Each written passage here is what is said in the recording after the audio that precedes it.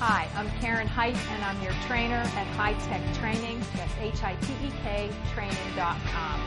And one of the questions I get in my gym is, how deep should I go in a heavy squat when I'm carrying a heavy load on my back? And there is definitely a depth at which you're safe and one at which you're not. And today what I'm going to teach you is a way of measuring how safe you are in your squat. You're going to need a stick, or I'm using a body bar, a broomstick or a mop will be fine.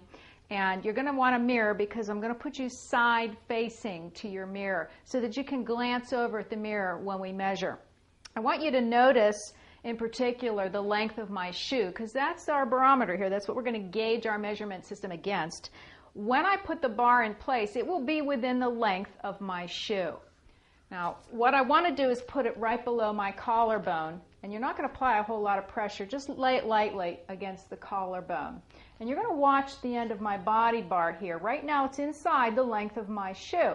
When it goes out to the front of the length, that's when I've gone too low in my squat, and my back will begin to bear the load of the squat, which is not healthy.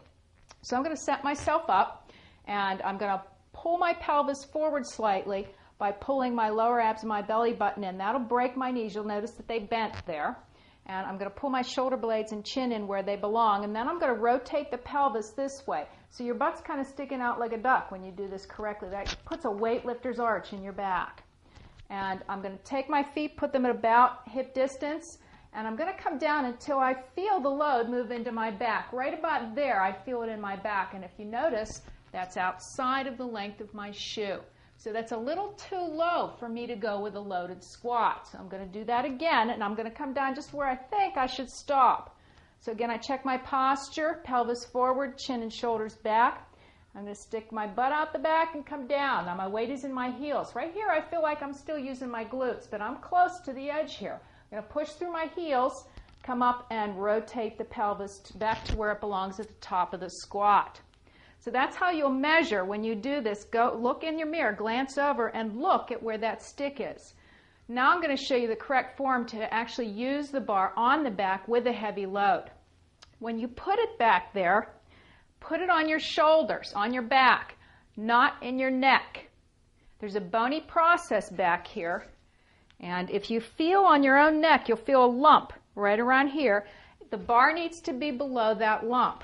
So I'm going to place my bar right there, and you'll see that it's in the right place. Check my posture again. Got my chin and my shoulders back where they belong, tilting the pelvis forward, pulling all my muscles, my protective muscles in, and then rotating the pelvis out. I'm going to come down in my squat. I'm going to push through my heels and come back up and release the pelvis. And one more time, rotate the pelvis. You're going to inhale down, and you're going to exhale on the way up. So that's how you measure how deep you should go in a loaded squat and still keep your back safe. I'm Karen Height with High Tech Training, HITEK training.com.